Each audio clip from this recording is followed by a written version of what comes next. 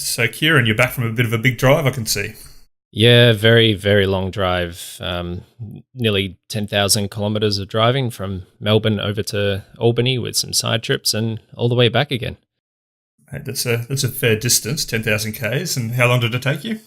We did it over just over 2 weeks.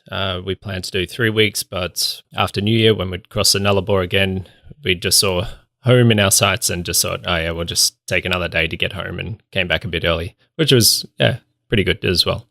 All right, what I really care about and what I want to know is how many mountains you climbed. We climbed a few different mountains, nothing really sort of special, nothing snow-capped or anything, but we kind of just went to different places, found out what the highest peak was and decided we'd go climb it. So we ended up climbing Frenchman's Peak in Cape Le Grand a couple of times because I wanted to be up there for sunsets of New Year's Eve. So that was a bit of fun. We had the whole place to ourselves, and yeah. Yeah, I'm fairly sure you'd be struggling to find some snow on the Nullarbor. It'd be a bit of a tough find. You might be lucky, but I reckon you'd be more looking for some sand and probably some shade somewhere. Yeah, I got some pretty bad sunburn, so I was looking for the shade all over the place, but unfortunately with the Nullarbor, there's literally no trees, so I managed to find just shade in the car and the air conditioning, so it was pretty good.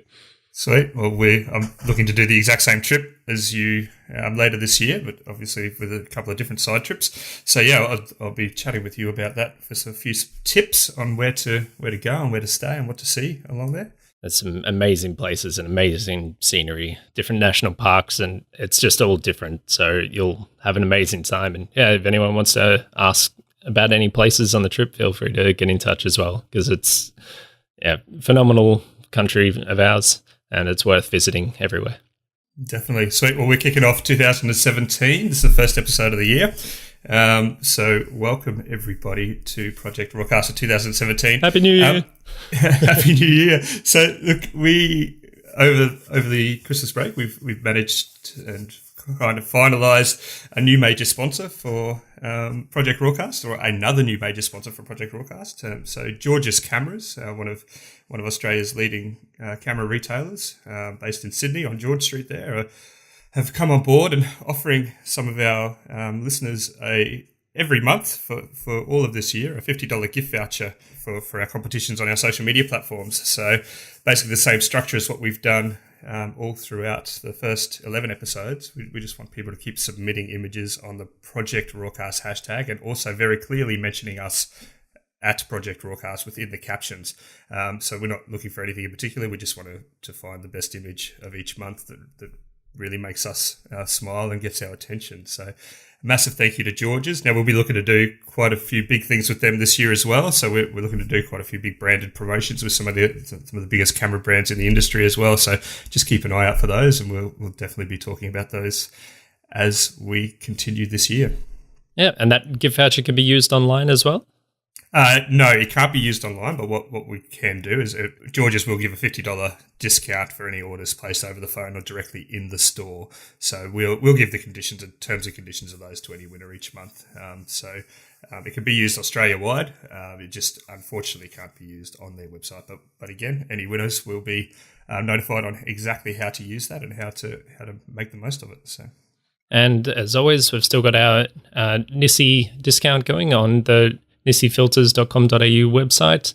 So you'll be able to use the Project RAWcast coupon code on any purchases made through there.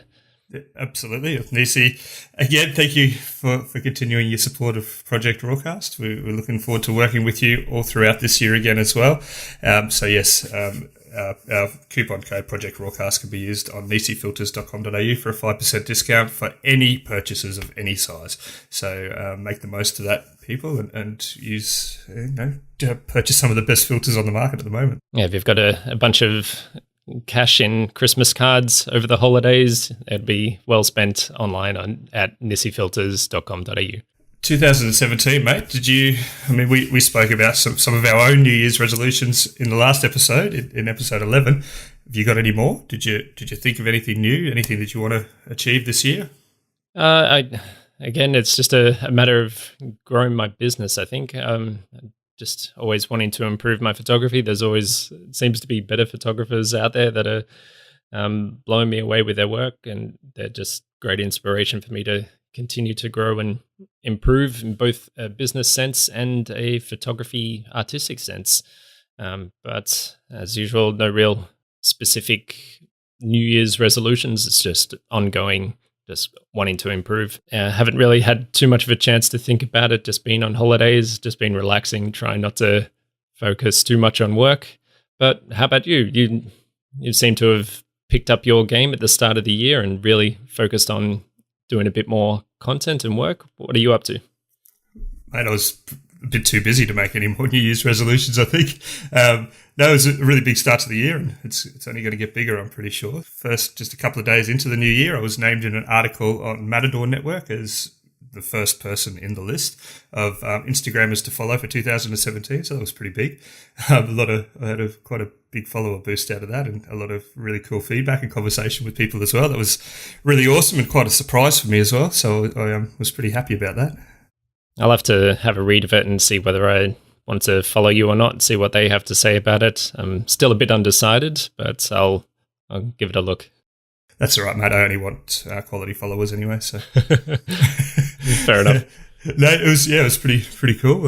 We're a few other things happening already. So I'll be hosting a Canon Insta Meet here in Hobart on the 21st of January. So the Inked Shooter, or Bo, is also going to come down from Sydney to host it. So we're as part of the Leap Meet Insta Meets that they have. So really something a little bit different to the standard tourism Insta Meets we have down here, and something that's I'm really, really looking forward to challenge some people for creativity. It's going to be a challenge for myself for creativity as well, but I'm absolutely looking forward to this, and it's something that I think is a little bit different to the local area down here, and I'm super, super happy that Canon approached me about this one.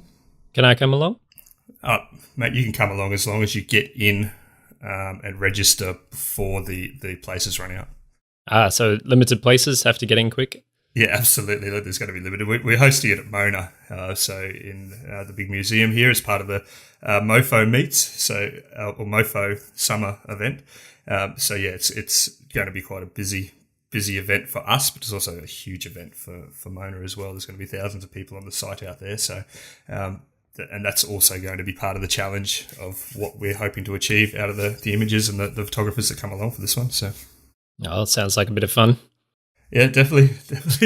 But I kind of set myself again prior to New Year a little bit of a challenge as well about creating a piece of content every day, whether that's a blog post or a photo or a Facebook post, Instagram post, whatever it is. So across all of my social media accounts or across my platforms, really creating a piece of content every day. So kind of a content 365 idea. And I put out a bit of a blog post which showed my resolutions, and in that, of course, I announced a bit of a partnership with Polar Pro, which are really cool. They've kind of come on board with me and helping to support my photography as well through supply a product for drone filters.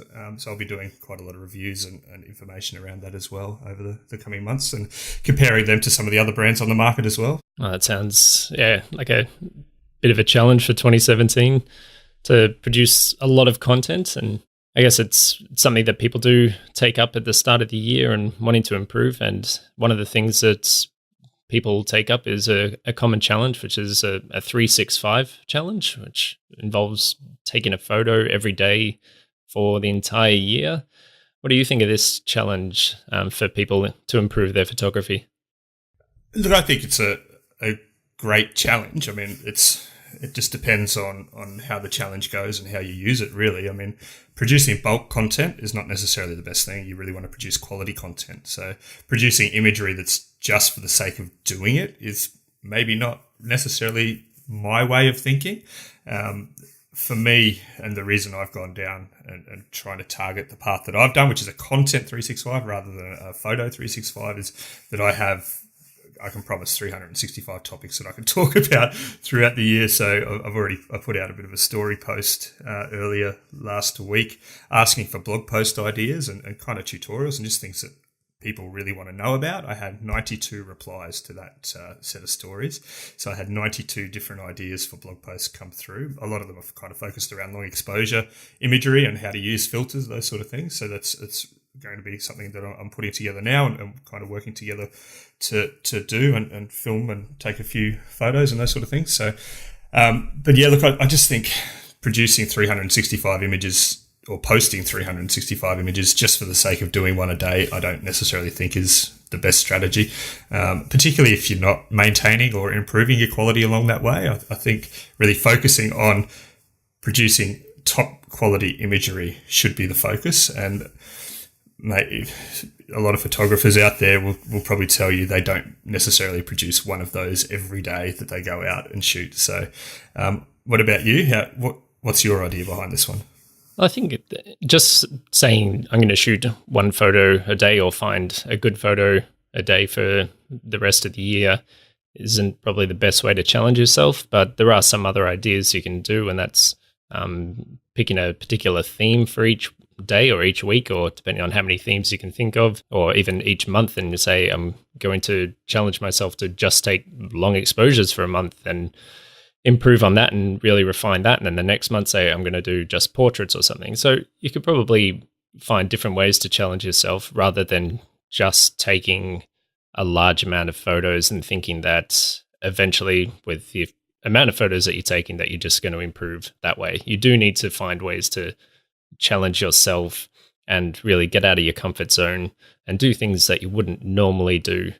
And so if you can do that, I think it's a good resolution to have and something to stick to, and it'll get you working on your photography all throughout the year. But don't think that if you just take a lot of photos that you'll eventually become better at photography, because it just won't work like that, and you'll end up just plateauing and not being able to look at your work subjectively and sort of critique it a bit more than what you normally would. Okay, well, this is a strange one too, because for me, I've always had the belief that the more photos you take, the more you learn. I think that maybe it might work that way with your camera itself, that, you know, the more photos you take, the more experimenting you do, the more opportunity you have to learn the settings. But just because you know the settings of a camera doesn't mean to say that every image you produce is going to be incredible either from there. I don't know if that one, it's kind of the way that you're thinking with that, but it kind of makes sense to me. Obviously, getting practice is a huge part of that, so taking a lot of photos. But I think aiming to necessarily or to post a lot of photos online just because you've taken them might not necessarily be the best strategy or best path to take. And still, I mean, posting photos and sharing them isn't like the be-all and end-all of photography. So even those ones that you post are not necessarily going to be your best work if they get a good response, or they're not going to be your worst work if they don't get a good response. So I guess it does, having that need to post something every day will probably get you out and taking photos, but you do need to focus on improving rather than just producing any kind of content just for the sake of it. Yeah, I think that's a big thing too with photography now. It's become so much about posting and sharing it online more so than the process of taking the photo and enjoying it. And that's probably something here to think about as well, is getting out and about with your camera doesn't necessarily mean to say you have to post it online. And again, a lot of that is all about the engagement that people are getting, and I think that's a massive part of the process here at the moment, with particularly when you're posting to social media. It's not necessarily the imagery that you're creating, it's that buzz of getting the engagement and being told that your image is great. And that's something that's completely different and something we've covered previously. I probably don't want to go over this again, but have a listen to our last episodes. I think we've covered that several times. So yeah, it's a good challenge to have, to be picking up your camera and using it as much as you possibly can. I'm not sure those 365 projects are necessarily the best unless you really are producing great imagery that's really worth sharing. So. Well, you could probably give another challenge along the lines of the 365, and take a photo and have a photo that you're happy to print out once a day. So not share it with everyone, but actually print it out and have it up on a wall or something, even if it's just small, and track your progress from your first image of the year to the last image of the year, and have 365 images printed, even if it's just a 4x6 inch photo and see how you go from the start of the year to the end of the year. That way you're not sharing it with everyone, but you can have a look at it for yourself, and it's just for your own photography rather than what everyone else thinks of your photography. I'd be happy with one every month to hang up on a wall would be my aim, I think. Take one every day and then pick the best one out of each month. I do want them to be like a meter wide, so they're going to be big, and they'll take up as much space as 365 of them hanging on a wall. You'll have 360 degrees of prints hanging around your house. Mate, that'd be awesome. As long as they're good. So again, like this kind of leads a little bit to me, maybe. So obviously, sharing imagery and learning about this, and maybe doing these 365s are a great way to post online and kind of get that, how do you say, a little bit of a feedback or gauge a reaction of how people are liking your imagery, how they're liking the growth and kind of your progress.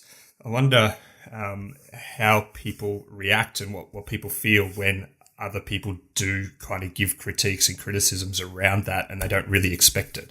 So if I was to say post an image online right now, and my whole point was to improve from day one of this year through to the end of the year, and people started to tell me on my feed, maybe you should crop that a bit differently, or maybe it's a bit oversaturated.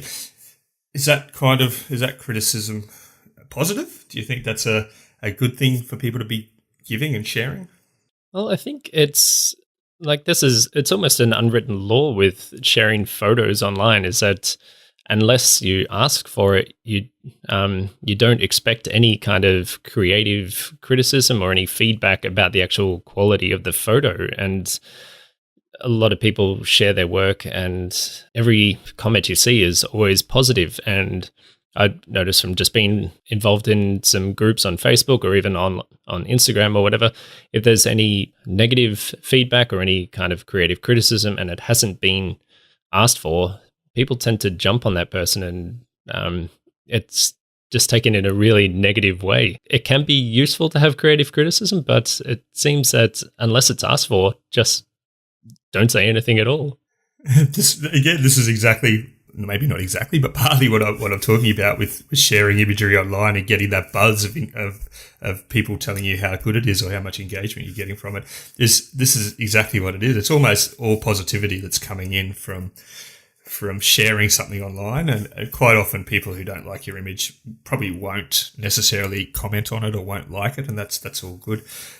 We had something recently with this podcast where a regular listener has come on and kind of left us a little message on Instagram, talking about our audio quality or those sort of things, and obviously it's things that we've touched on ourselves in our own conversations is how we are photographers, not audio engineers, and certainly not broadcasters, and how this is actually a challenge for us to now take something where we've never even attempted it, never even thought of it, never even planned it, and take it from something from episode 1 where it was, obviously our audio quality and all those sort of things, it's things we're experimenting with, through to something from now into the future where we are improving every single episode on what we're doing. And we're putting ourselves out there, obviously, and this is a big thing. That's what photographers do. They're putting themselves out there publicly, and they're opening themselves up to criticism. It's something I think that you almost have to expect, and you've got to do it. I mean, you can't always expect for every single comment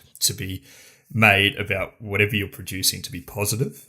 If you put yourself out there, you've kind of got to expect sometimes that you're going to come back with some negativity, or at least have some people that are willing to criticize you or critique you, or it depends on how it's done, obviously. I mean, if it's all for positive reasons about improving or whatever, then that's great. But obviously it's something that we've experienced. We experienced it recently. I kind of think of it as like walking through an art gallery, and if you sit down in a room, you'll see people standing there pointing, picking at the paintings or photos or whatever's hanging up on a wall, saying what they like about it, what they think it means, what they don't like. And I guess the internet is kind of like that. It's a huge online gallery, and you do have to expect some kind of negative criticism, and sometimes or whether it's constructive or not.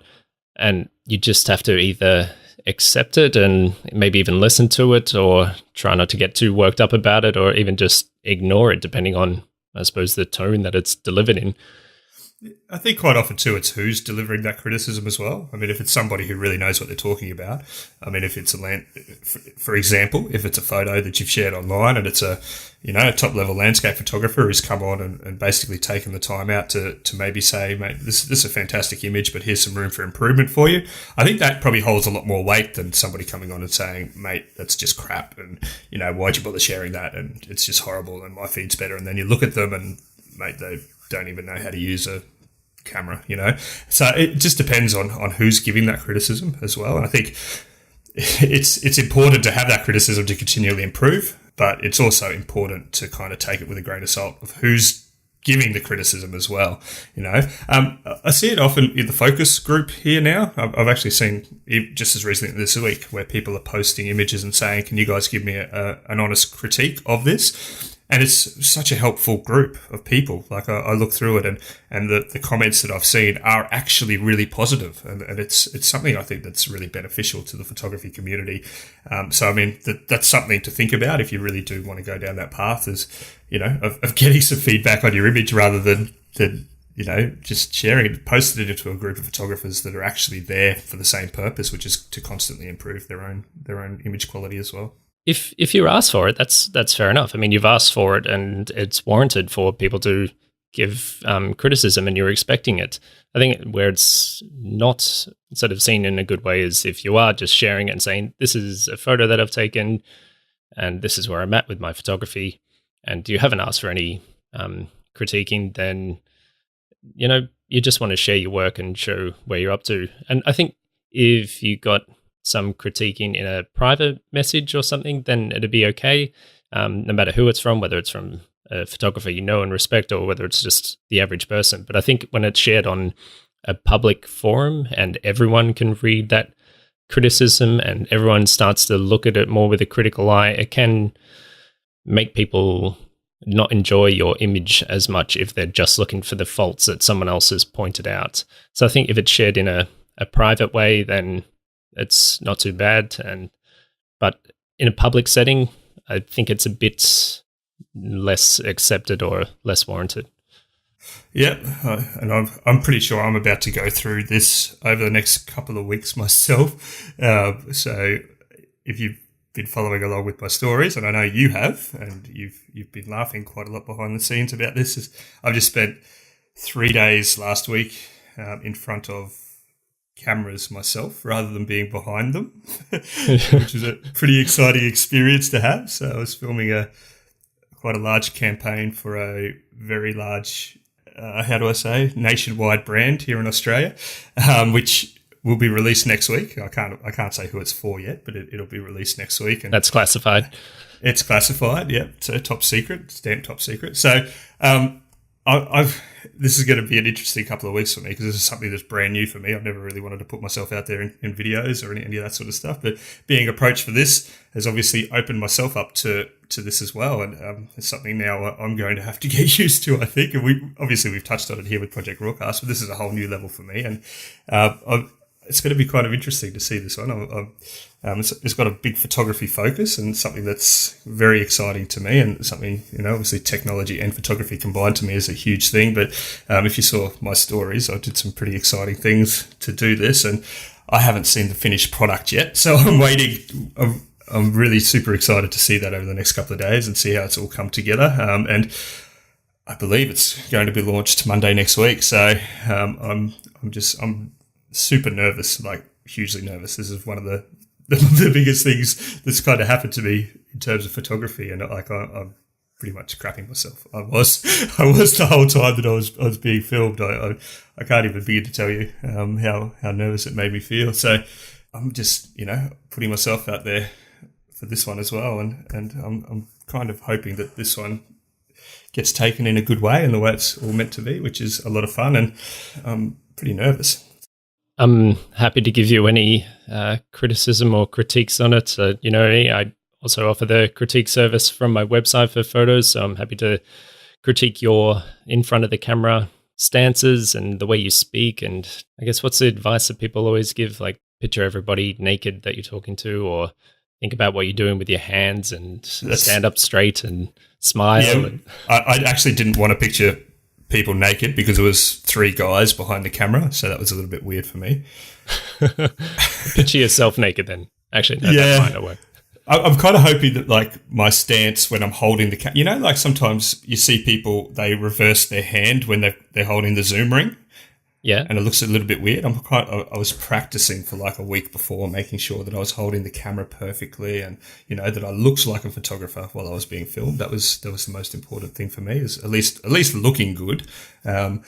So yeah, I'm going to be super nervous here. So I can imagine how some people feel when they put their images out there for critique. To now think to myself, I've been doing that for a long time now. I'm putting myself out there, and opening myself up to some feedback, my acting skills, my photography, and definitely some of the things that I say around photography and my passion for that and technology as well. So it's going to be a super exciting little period, but I'm so nervous, man. I can't even begin to tell you right now. I'm barely sleeping at night just thinking about it. So I may have been wrong, but just in the stories, you may have had a slight deer in the headlights kind of look about you, but I'm sure that was just in the behind the scenes photos and you managed to steel yourself up and be confident.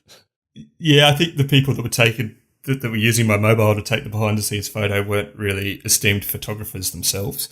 So they definitely caught me with facial expressions that I probably would have, you know, preferred to not have had, but yeah, they're certainly not ones that I'll be hanging up, you know, on my portfolio for portraits or as, you know, logos or any of that sort of stuff. Oh, well, it's exciting anyway, and looking forward to seeing what comes out next week. Yes, yeah, so am I. So yeah, big couple of weeks really. It'll be quite a lot of content coming out of that one. And, did you try and work the words Project RAWcast into every sentence? I definitely use the word podcast. I definitely use the word podcast many times. I'm pretty sure they'll trim the words Project RAWcast because it doesn't, you know, other brand mentions as it is. I had to be careful of what clothing I was wearing. We had to get special permission for the camera brand that I'm using in the camera as well to ensure that was allowed to be photographed. It was, yeah, we'll see. We'll see. Maybe I'm hoping they mention Project RAWcast. That'd be pretty cool. Yeah, get the brand recognition out there nationwide. Yeah. Cool. Yes. Well, so keep an eye out for that one anyway. I'm sure I'll be talking about it a lot in the next episode as well, about how it makes me feel. Let's have a talk about the International Landscape Photographer Awards. It's a massive competition that gets run every year, the Landscape Photographer of the Year, so internationallandscapephotographer.com. And surprise, surprise, who wins? Alex Noriega again. Again. Mate, is he buying these judges off or something? Or what? Because he seems to win everything, like literally everything. I think he's buying the judges off with extraordinary photos. That's what he's doing. They're just, it's amazing work. And like I entered this one. I've 1 year, I can't remember what it is, but I got in the top 101 and that was fantastic for me. But I don't think any of my photos quite yet compare to this guy's work. Was there only 101 entries when you entered? I think possibly. It may be the first year when entries were a little low. Yes. So obviously, like, Alex won the Epson Panel Awards this year, and now he's won the International Landscape Photographer of the Year Awards for 2016. So he's done pretty well for himself this year, and obviously all the hard work and effort that he puts into his photography has paid off for him pretty well. Something I'm pretty happy about is the second place winner, Kath Salia, got second place with a picture of Horseshoe Falls here in Tasmania. Wow. It's a place that I know extremely well. And when I saw that, I was just thinking to myself, like, what are you doing? Like, this is our home. Like, we live here. Can't we take that photo? So, but yeah, I mean, pretty awesome to see one of our local little photography spots coming in number 2 on the International Landscape Photographer of the Year Awards this year. That's pretty cool. Might actually put Tasmania on the map. Mate, it might. I mean, it might take a little bit more than that. It'll never connect you to the mainland, but it might put you on the map. What if we built a bridge from Devonport to Melbourne? Oh, that'd be a long bridge. It'd probably be actually...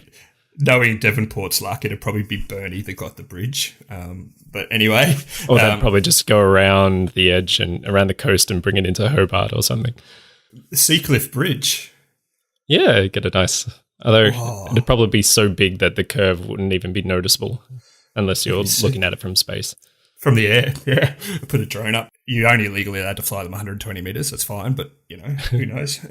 But yeah, that'd be pretty sweet. But yeah, look back to the awards. I mean, how I know this one makes you pretty. I'm not going to say unhappy, but I mean, you mentioned to me the other day that you are now going to go and buy Alex's tutorials so that you could continue to progress yourself and maybe to come out of a little stagnant period of editing for yourself.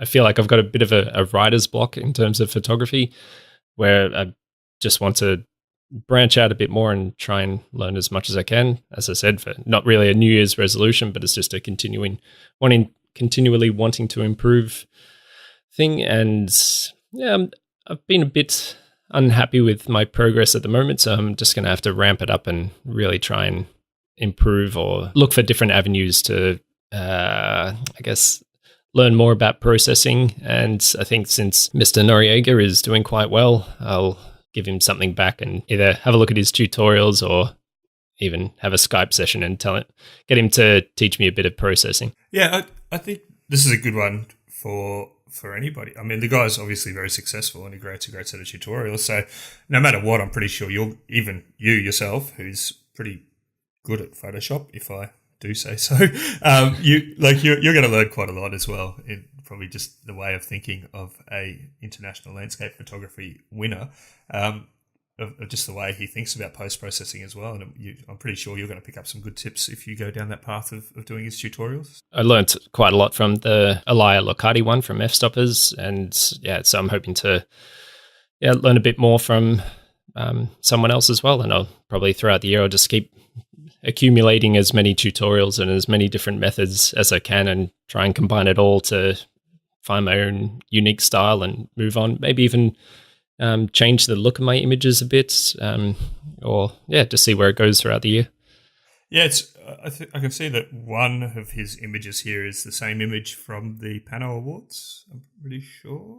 Yeah, I think it's from the same scene. I think he's got a couple from that one spot, but I think they are slightly different, or it's a different crop at least. Well, obviously one for is a panoramic crop and the other one is a bit larger, I suppose, or just a different ratio. I really like the sand dunes one. That's really cool. So you have a look at the 4. He's got 4 in a portfolio. He's got the little tree spikes sticking out of the snow, and then he's got the sand dunes, just the rolling sand dunes. It's really cool. I love the tones in it. It doesn't look natural, and that's cool. It's artistic, but it's really cool. I love the kind of the contrast between the shadows and the highlights, and just the way that the sand dunes kind of roll on and feed through in the leading lines. It's really quite nice. Yeah, the tones, the colors. I mean, look at the 4 that is one from that series of 4 that he actually got the photographer of the year. They're all different colors, all different sort of images, but they still seem really simple and just beautiful lines, and they're just gorgeous to look at. Yeah, definitely. I'd love to take just one image that's as good as those. And I've been following on Instagram for a while now, and I love his account. Like I think he obviously puts a lot of hard work into perfecting his art, and good on him for having the success that he's had. Peter Eastway is one of the judges of this particular prize, the International Photographer of the Year Award, or Landscape Photographer of the Year. So Peter Eastway, one of Australia's leading landscape photographers as well, which is really cool to kind of see Aussies leading the way there in industry of landscape photography. Maybe I'll do better next year. Yeah, definitely. I'm pretty sure you will. I'm sure you're going to come away with a lot. And once you learn whatever you've got to learn from Alex, just teach me. I'm happy with that. That's fine. So I'll sit down with you in a couple of weeks' time from now, and while we're in front of a screen together, and you can just kind of show me what you've learned. So. Yeah, well, you know my going rate for teaching, so yeah, no worries. Cool. Sweet. I'll just knock it off the tab. I'm sure we're going to see a lot more from Alex over the coming years, because he's clearly an incredible photographer. But these other ones from Kath Salia, so the second place winner, they're phenomenal as well. And I think the kind of seeing Tasmania within those top images. So her portfolio of 4, one of them is of Horseshoe Falls, as I've said, a place I know extremely well, a place that you've been to a couple of times now on your trips down here. It's such a great location, and I'm fairly sure I know it extremely, extremely well. So she would have either had to have been there super early in the morning or very late in the afternoon for this particular shot. And with this location, you've either got you've either got a lot of flowing water straight after the rain, or it dies off quite quickly. The middle point of where there's the perfect flow is quite difficult to get. You've got to be there really quite well, quite perfectly timed, because the actual horseshoe or the shape of the fall itself, you end up missing water in certain places of it if you leave it too long after the rain. But if you're there during the heavy rain or straight after the heavy rain, there's far too much water comes off it, so it's really hard to shoot. So she's obviously been there at the perfect time as well, and the image really shows that. And I'll just mention the winner of the photograph of the year as well, landscape photograph of the year, and may not pronounce this right, but Hugard Malan. It's got another waterfall shot with the little trees sitting on the cliffs there and some beautiful light coming in from one side. Another amazing photograph there as well, and well deserving of that title of International Landscape Photograph of the Year. It's a good one because for me, shooting water with harsh light shining on it is incredibly hard to do. So you can see the angle of this light coming in from the left-hand side of the image, shooting straight onto the water. Very hard to shoot water in these conditions. And you can see he's obviously balanced it very well, because when you've got bright spots on the water compared to the dark spots, it's very, very hard to shoot and to expose properly for that. So he's done really, really well with this one. I quite like it. It's a little bit more abstract and obviously doesn't show the entire waterfall and kind of the scene around it. But it's a beautiful shot, and I love the little tiny tree sitting there as well. Kind of gives a really cool sense of scale. A little bit better than a person sitting in an image. Probably safer than a person sitting in this image. Yeah, that looks like from the size of that tree, it looks like it'd be quite a big waterfall as well. I'm not sure whereabouts it is, but yeah, it looks pretty cool. Yeah, it's a beautiful image. I'd love to be able to shoot water with light shining on it like that, like he has there. It's really, really well processed. And not blow out your highlights? No, absolutely. I think obviously I reckon this one, if I was to guess, would be how many blended images here? What, 3 or 4? You got quite a big contrast between the blacks and the whites, and no reflections on that water would be pretty tough to shoot that from a single exposure. So. Yeah, but yeah, really well done. Definitely. So many good images there, and there's another one that I'm really liking as you kind of scroll down on the awards page, which we'll link to from our website, is a drone image. I'm guessing it's a drone image. This is beautiful. The snow with the road flowing through it and the car perfectly placed. I love these trees, these pointy pine trees that you quite often see in Northern Europe and Northern US, Canada. Just incredible, like really, really, really nice shot. Amazing composition. Perfect. Just the colours are really awesome. I'm hoping to get out some more during our winter here and definitely target some more places like this. Of course, in places that aren't national parks here in Tasmania. But yeah, that's a beautiful image as well. And if I had a choice out of all the images there, that'd actually be one of my favourites. So. Yeah, you didn't even have to say which one it was. And as soon as you said, oh, another one I like, I just scrolled straight down to that one because I knew that's the one you'd be talking about. Beautiful. Yeah, it is really quite a nice image. It's really well, just beautiful. I love the composition. I love those trees. And I definitely like seeing them with the white snow on them. So there's so many good images there, and definitely some more inspiration for people to improve their photography this year and maybe, to enter some awards themselves and challenge themselves to something new as well. So yeah, we could go through the entire 101 and talk about each one, but we'll probably move on and just have a little chat about what's going on in the world of photography. Mate, heaps happening. One of the biggest things for me that I've seen that's newsworthy topics for a very long time in the photography industry, and that's Hasselblad being purchased by DJI, or DJI basically taking a major share ownership now in Hasselblad, so taking control of the company. That's a huge, huge thing for the photography industry, I think. Flying Hasselblads? flying Hasselblads. Well, there's already flying Hasselblads, and DJI and Hasselblad kind of teamed up to launch a drone earlier last year. Now, Hasselblad were actually originally an aerial imaging company, so they were kind of tasked to produce some cameras for World War II. They were originally in the aerial imagery space, and that's kind of how the company formed. But obviously, a huge name in the medium format camera industry.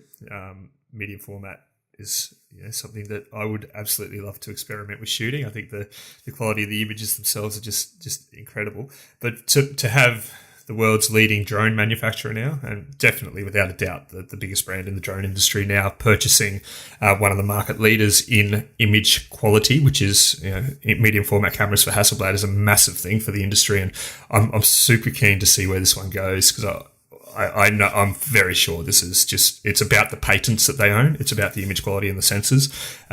So I'm very sure within the next year, 2 years, the one thing that I've been predicting for so long now is the camera quality or the sensor quality on drones is just going to boom. It's going to be a huge increase and a huge jump in quality. And this is something I think that's going to change photography for the long term.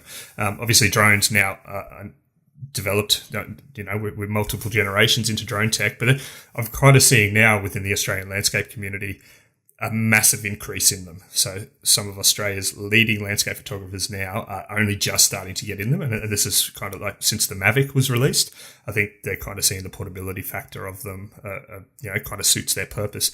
But now I think if this goes down the path of exactly where I believe it's going to go, this is going to be a massive change for photography. And I think if mainstream photographers and the mainstream photography community can get hold of cameras that are as good as an SLR in the air, we're only going to see the growth of drones.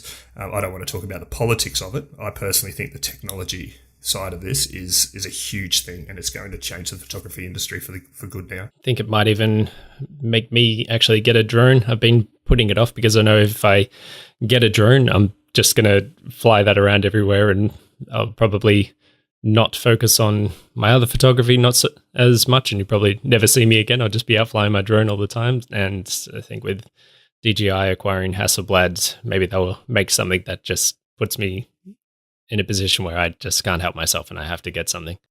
I think getting a drone was one of the biggest steps in photography for me as well. Like I spoke about this in one of those blog posts I mentioned earlier about how I kind of really hit a rut in my photography, or more so just I just needed a creative spark. And like I was kind of seeing every image that I took basically had the same look and feel to them. Like I was setting my camera up on a tripod, setting it up, screwing a filter on or sliding a filter in, depending on what I was doing, plugging my remote in, taking long exposure shots, and that was it. That's how I looked at every scene. That's how I looked at everything. And so I really needed something.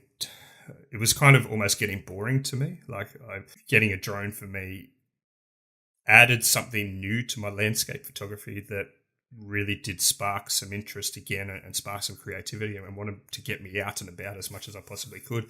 So I'm pretty sure this is exactly what a lot of the landscape guys here in Australia are feeling right now, and conversations I've had with many of them is exactly it. This is going to add a new creative element to their imagery and to their photography, and I think that's an important step for photographers anyway, is to really expand your boundaries and to do stuff. Now, I just hope, obviously, with the proliferation of drones, that people do the right thing with them and kind of, we're going to hear the bad side of the drone industry. We're not going to hear the good side of the drone industry in mainstream media, so it's only going to take a few idiots to do the wrong thing. But I really think this is a huge thing for photography, and I think it's a huge thing for the landscape photography community to be able to put a camera up in the air and shoot. And the better the quality of the camera, obviously the better the quality of the imagery, and the more it drives that industry as a whole. The more it drives the creativity behind that. That's something I think is really, really beneficial to photography as a whole. There's going to be a lot of people out there that will probably slam me for this and say that, it's not a good thing. But I do believe, as long as people are doing the right thing with them, flying in the right places, don't fly over Sydney Harbour Bridge and have it fall out of the sky onto a doctor's car. Like, these types of things are what gives the drone industry a bad name. Yeah. DJI buying Hasselblad is a massive thing, and I can promise you now this is going to make the industry boom when general consumer quality drones have much better image quality on them. All I heard then was, get a drone, Kieran. Get a drone, Kieran. All throughout that. We can have drone races. Won't get many good photos anywhere in races. You won't get any good photos anyway, so it's not going to make a difference. But it'd be how cool would that be if we could head out together and, of course, not in national parks and go out and go on a droning session and see what we could get. All right, there's a New Year's resolution for me: buy a drone. Buy a drone, particularly one with a Hasselblad camera. Far out. Yeah, knowing me, I'll get a drone, and then the next day they'll release a medium format, like not too expensive DJI drone, and I don't know. Yep, well, this is again why I haven't moved on. I think from the Phantom 3 upwards, there's not enough of an advancement so far in drones that are less than 2 kilos. In terms of camera quality, the Phantom Pro 4 is definitely now pushing it. But the thing with DJI that I've seen is their product cycle is so short that by the time I went and bought a P4 Pro, they probably have the Phantom 5 out, and it's going to have a 32 megapixel camera on it rather than the 20 megapixel camera that the Phantom 4 has now got. DJI are really pushing their product cycle a lot, which has kind of held me back from upgrading. I think it's something that GoPro did and kind of made a mistake, because there's no real reason to buy a new GoPro camera. So DJI, I think, maybe need to be a little bit careful in that. They do advance their drones enough on a model-to-model basis to make people want to buy them. The DJI Mavic's got the 12 megapixel camera, which the Phantom 3 has got as well. So it's not really enough of an upgrade for me, I think. But I think as soon as those cameras start hitting the quality of an SLR, mate, it's going to be a free-for-all as far as landscape photographers go. And that's a good thing for the photography industry, I think, as a whole. So maybe I'll be the only one with a tripod taking tripod shots, and my work will stand out that way. If everyone goes off and buys drones. Why would you want to screw your drone to a tripod? Doesn't make sense. It stabilizes it if you've got a tripod in the air. Yes. Okay. All right. I'll definitely. I will take some photos of you with your drone screwed to a tripod. Moving along now. Yeah. Something within the social media community space, I think, is a big thing is your rights and your copyright and the rights you have as an image once you share it online. Do you agree that that's an important thing to think about? Yeah, it is an important thing to think about, but it's something we probably don't have any control over. But I mean, it'd still be good to understand what's actually going on when we share photos. Yeah, I think the 80-odd pages of terms and conditions that you sign when you join any social media network, I'm fairly confident they're written to deter people from reading them. So who wants to scroll through 80 pages of terms and conditions when they sign up to Instagram or to Facebook? But I think it's something that a lot of people kind of don't realize is a legally binding contract once you do so. So the way you use that social network and what the social network can do with your content is governed by those original terms and conditions you signed up to when you first sign up with your username and password.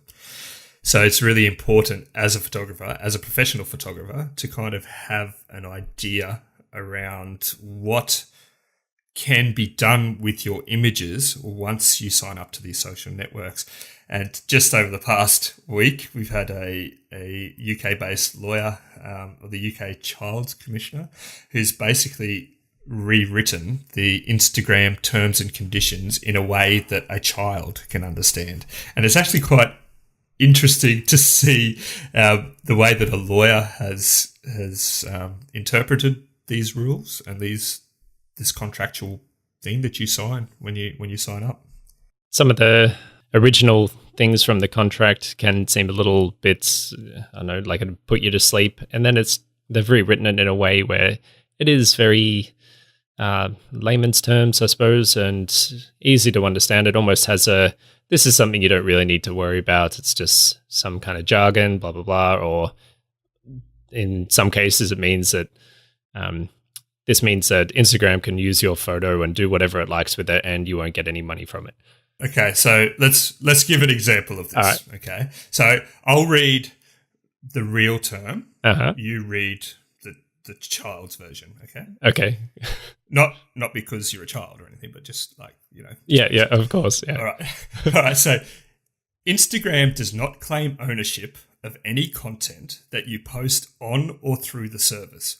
Instead, you hereby grant to Instagram a non-exclusive, fully paid and royalty-free, transferable sub-license, worldwide license to use the content that you post on or through the service.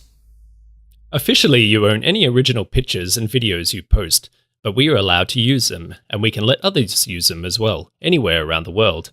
Other people might pay us to use them, and we will not pay you for that. So basically, they own the image once you post it to the network. Is that what they're saying?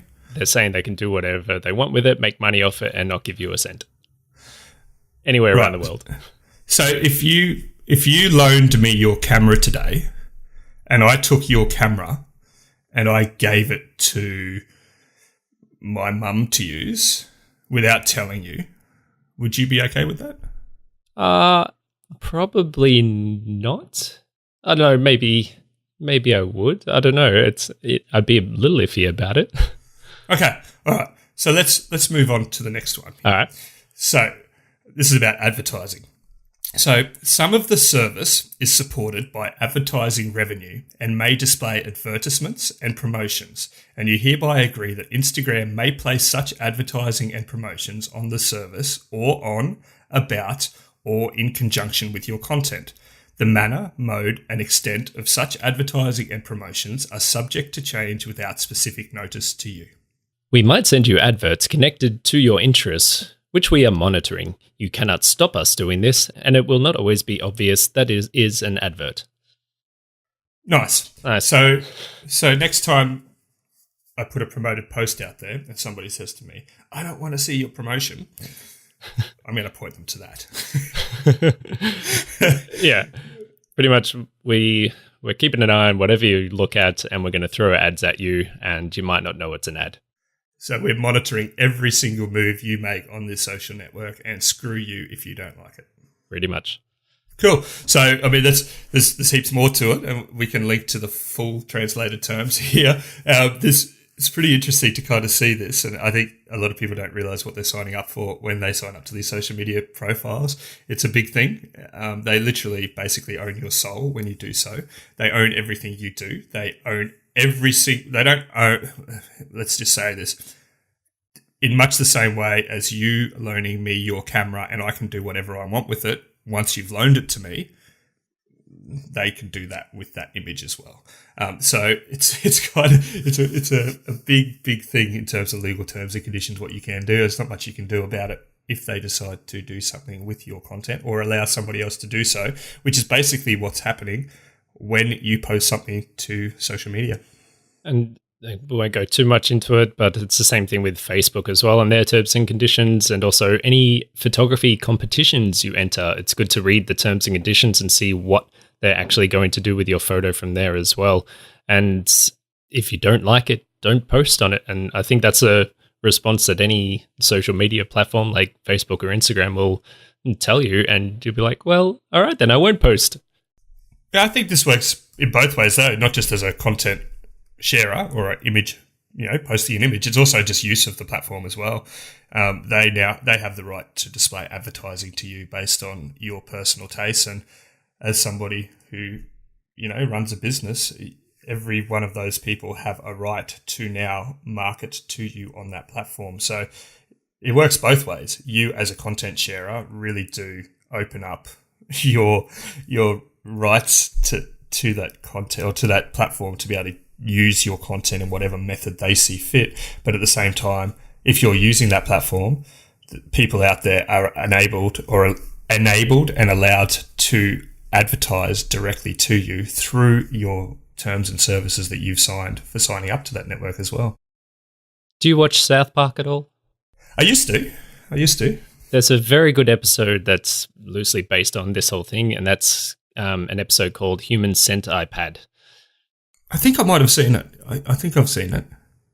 It pretty much revolves around Carl Broflovsky not reading the terms and conditions for iTunes, and a whole bunch of bad stuff happens. if you're into South Park and you like that kind of humor, it's probably worth checking out that episode. It's pretty funny. Do you remember that you shared a video with me through Facebook a little while ago, and it was some dude's YouTube channel, and it was all about Facebook and what happens when you connect to Facebook. Yeah, I think that was College Humor, maybe. I think that was it. Yeah, I think maybe we should put a link up to that in the notes, because that was really funny. I thought it was really interesting, really well produced as well. I think that was Adam Ruins Everything, maybe. That's it. That's the one. Yeah. That's it. Yeah, I think we should put a link up to that, because that was quite interesting too, about what happens when you sign up to Facebook and start using Facebook. Yeah, definitely. I might go back and watch that again, because it was pretty interesting and funny. Yeah, I thought it was really funny. Definitely well produced as well. I think we've been droning on for quite a while now. I'm pretty sure I probably spoke more than you this episode again, but no. I think that's what we should do this year. We're gonna New Year's resolution between now and the end of the year is to make you talk more than me on the podcast. All right, I think I can try and do that. Maybe I'll speak a bit slower, and that will give me more airtime, or I'll just not let you speak when you try and interrupt. Apparently, or I'll just speak over you and keep going on. Apparently, if you talk, I'll just keep going. All right, I'll stop it now. Apparently, there's people out there that listen to us at 1.5 speed anyway. So if you slow down, you'll sound like you're at normal speed. Oh, yeah, that could work. We're going to make sure that you talk more next episode than me. Or you talk less. I'll just talk less, either way. 51%, 49. No, yeah, either way, it'll happen. So we're almost at the end of this episode. So huge big thank you again to George's Cameras in Sydney for coming on board as a ongoing sponsor for Project RAWcast this year. So keep your images rolling in on Instagram, hashtagged Project RAWcast, and mentioning Project RAWcast. Every month we'll be giving away a $50 gift voucher to be used with George's. We'll also let you know how to use that. We will have some ongoing promotions with them as well throughout the year, and also some events that we're looking to plan as well, both with George's and with Nisi. And huge big thank you again to Nisi for their ongoing support and sponsorship. It has made doing this very worthwhile to have them on board since day one. Some big news coming out of Nisi as well. So just keep listening, and I'll be discussing some of that. Kieran, we're looking to do some stuff, some events later this year, some planning of bringing our community together. Yep, we'll try and get our faces out there and maybe go out into the public eye. So yeah, keep listening and keep following us on social media so you can listen out for what events we've got planned throughout the year. And if you do want to help grow the podcast as well and make it so we can keep giving more and more back to our listeners, head over to Patreon/Project RAWcast and support us through there as well. And don't forget, nisifilters.com.au, 5% off any purchases by using Project RAWcast as the coupon code. Sweet. All right. So I'm going to go off and just continue to be nervous about next week. I'm sure we'll have a bit of a chat next week when we record our next episode. All right, cool. Well, Happy New Year, everybody. Thanks for joining us in 2017, and we'll talk to you next time. Sweet. All right. See you later, guys.